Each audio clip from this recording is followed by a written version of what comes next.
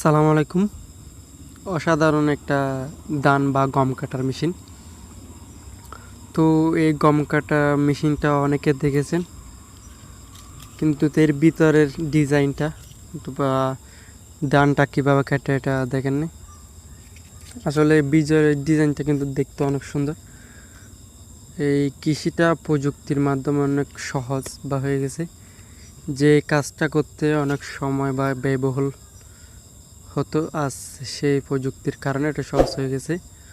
কোনো কিছু করতে হবে না, একেবারে জমি থেকে ধান কেটে মাড়াই করে এই সব কিছু মাড়াই করে একেবারে বস্তা করে আপনার ঘরে নিয়ে আসতে পারবেন। কিন্তু বিটনের ডিজাইনটা অনেক সুন্দর, এখানে অনেক লেবার কস্টিং কিন্তু বেঁচে যাচ্ছে। একসাথে 4-5টা গাছ দেখেন, ধানগুলো লাগিয়ে একটা বক্সে গিয়ে জমা হচ্ছে। এরপরে যখন বক্সটা ফুল হয়ে যাবে আপনার বস্তাতে ভরে ফেলতে